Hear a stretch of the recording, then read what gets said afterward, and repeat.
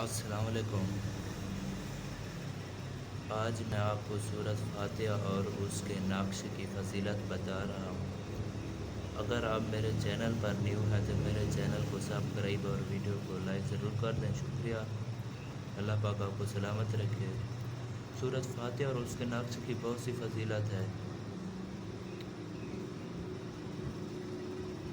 حضرت نبی کریم جب کسی شخص کو مصیبت میں دیکھتے تو آپ صلی اللہ علیہ وسلم اس شخص کو سورۃ فاتحہ پڑھنے کا حکم دیا کرتے، اور جو شخص مابین سنت فرض فجر کے بسم اللہ پڑھ کر 40 بار سورۃ فاتحہ پڑھ کر کسی بیمار کے منہ پر دم کرے تو اللہ تعالیٰ سورۃ فاتحہ کی برکت سے اسے شفاء کلی عطا کرے گا۔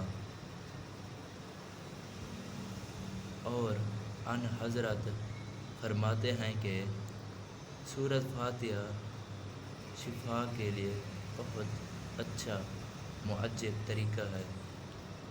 چنانچہ ایک شخص بہت بیمار تھا تو حضرت علی نے سورۃ فاتحہ پڑھ کر اس کے منہ پر دم کیا تو تب اس کو کچھ سکون ہوا